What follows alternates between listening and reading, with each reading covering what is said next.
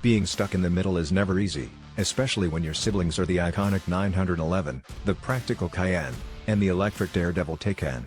But what if the middle child suddenly grew bolder, louder, and faster? Meet the 2025 Porsche Panamera GTS, a luxury powerhouse that's finally stepping into the spotlight with a voice that demands to be heard. But is it a sports car in disguise, or a luxury sedan with a walled side? It's hard to be a middle child, especially in the Porsche family.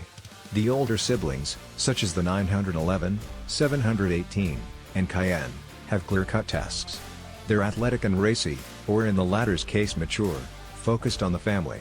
The younger ones, Macan and Taycan, are bold and experimental, trying new things, unburdened by legacy. Then there's Panamera, neither an SUV nor a sports coupe, charming but awkward, clever but hard to pin down. As the Panamera approaches college age, you know it's going to have trouble picking a major. Is it a physicist? A psychologist? A jock? For 2025, the Panamera tries out a variety of subjects, with several revised hybrids including the Turbo SE hybrid, which is aiming for valedictorian, and the internal combustion-only Panamera GTS, which is going straight for the gymnasium, maybe with a minor in music. It has a hearty set of lungs singing the twin-turbo V8 fight song, still a head-turner, an athlete in the twisties, sounds like a rock band. We'll start there, because the GTS gets as straight as an arrow when it comes to its power plant. Beneath the Panamera's appealing froggy face, made even more amphibian by our test car's optional oak green metallic neo paint, $2,980 is the 4.0-liter V8 from the latest Panamera Turbo E hybrid with two single-scroll turbochargers rather than twin-scroll snails of the previous version and with higher combustion chamber pressure. Both changes we believe were done for emissions reasons. On the performance side, the updated V8 now corrals 20 more horses than it did in the 2023 GTS for a total of 493 horsepower and 486 pound-feet of torque. Porsche says it gains 2 miles per hour at the top end, with a promised top speed of 188 miles per hour on summer tires, and drops a tenth of a second in the 60 mile per hour sprint. We confirmed the latter with a 3.1-second run to 60 miles per hour at the test track. The 8-speed dual-clutch transmission snaps off shifts without hesitation, and the 2025 GTS has no trouble making objects in the rearview mirror disappear in a hurry. A quarter-mile disappears beneath its wide rear tires in 11.7 seconds at 116 miles per hour. It does so with fanfare too, the sport exhaust system amplifying the V8's trumpet blasts and bass drum cracks through 4 dark bronze exhaust tips. The GTS gets several visual identifiers to set it apart from the hybrid and base models. Blacked-out details on the nose, headlights, body trim, and badging give it a chic exterior. Red brake calipers, 6-piston front and 4-piston rear. Behind the 21-inch anthracite gray Turbo S centerlock wheels perform the same function as the bottom of a Louboutin heel in terms of flash, clamping down on cross-drilled iron rotors to bring the Panamera to a quick 154-foot halt from 70 miles per hour, and taking 303 feet to do it from 100 miles per hour.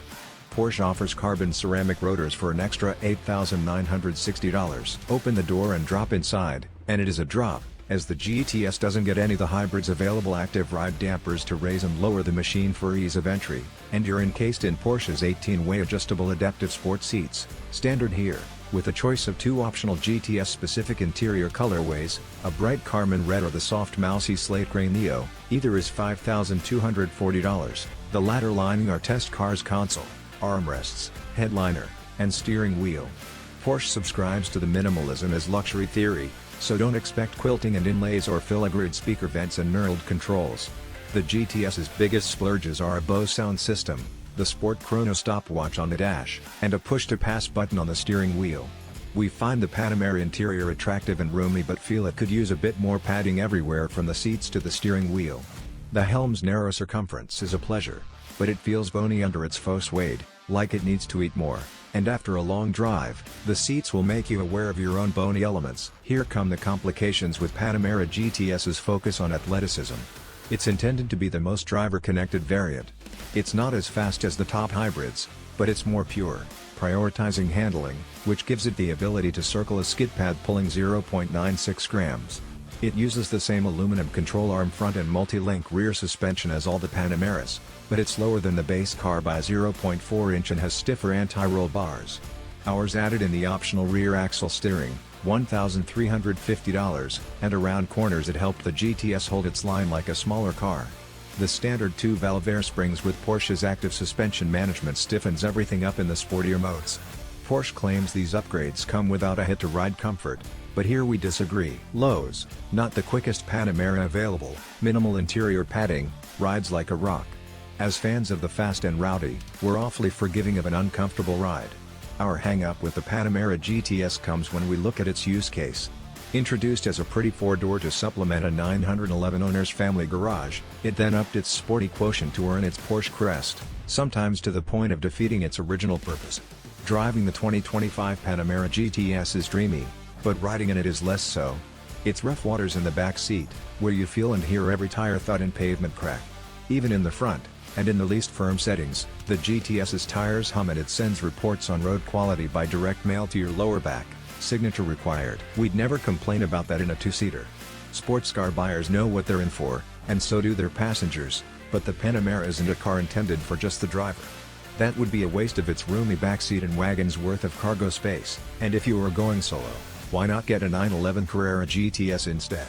The Panamera GTS needs a very particular buyer, someone who wants an uncompromising performance ride but with more space than a 911, and feels it's worth $156,195 to get it but not $228,495 for the far more comfortable and quicker Panamera Turbo SE Hybrid. If that's you, enjoy. The Panamera GTS is a beauty and we'll certainly enjoy hearing you drive by, but don't ask us to go for a ride. With its roaring V8, sleek blacked-out details, and razor-sharp performance, the 2025 Panamera GTS might just be the most misunderstood, and most thrilling, Porsche in the family.